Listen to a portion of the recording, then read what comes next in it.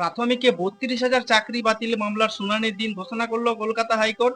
এর আগে ৭ই এপ্রিল মামলাটির শুনানি হওয়ার কথা ছিল, কিন্তু ব্যক্তিগত কারণ দেখিয়ে মামলা থেকে সরে গিয়েছিলেন কলকাতা হাইকোর্টের বিচারপতি সৌমেন সেন। ফলে মামলাটি হাইকোর্টের প্রধান বিচারপতি টি.এস. শিবগানমের কাছে চলে যায়। এইবার ওই মামলার শুনানির নতুন তারিখ নির্ধারণ করা হলো এবং স্থির হলো যে নতুন বেঞ্চে এই মামলাটি শুনানি হবে এবং মামলাটির শুনানি হবে আগামী সোমবার ২৮শে এপ্রিল।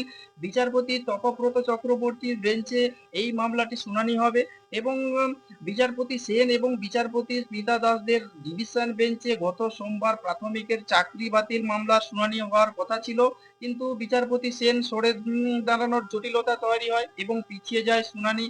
এবং আইনজীবীরা বলেছিলেন যে প্রধান বিচারপতি যেন এমন বেঞ্চে মামলা পাঠান যেখানে দ্রুত শুনানি হবে এবং এরপর থেকে জল্পনা ছিল যে কবে এবং কোন বেঞ্চে এই মামলার শুনানি হবে। এরপর থেকে জল্পনা ছিল যে কবে এবং কোন বেঞ্চে এই মামলা যায়।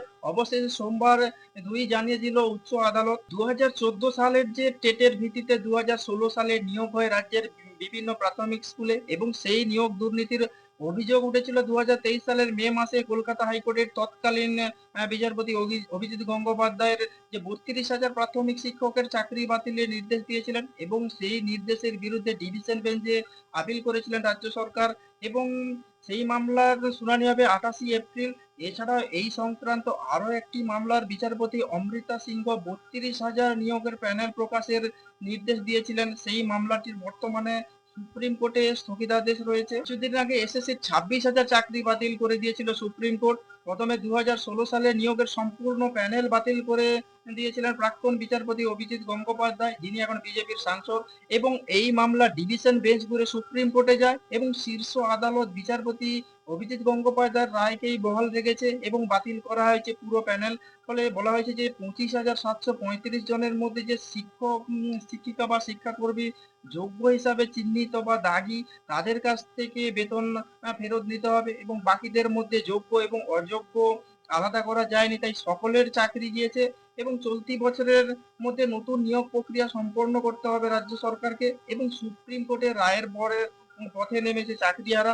তারা নতুন করে পরীক্ষা দিতে রাজি নন এবং অভিযোগ যে পরীক্ষা নিয়ে সমস্ত নিয়ম মেনে তারা চাকরি পেয়েছেন, তা সত্ত্বেও কেন তাদেরকে ভুগতে হবে, প্রশ্ন তুলেছেন চাকরিহারাদের অনেকে এবং শহরে তাদের অবস্থান বিক্ষোভ চলছে এবং আদালতের যে রায়, সেই রায় নিয়ে পুনর্বিবেচনার আর্জি জানানো হবে রাজ্য সরকারের তরফ থেকে।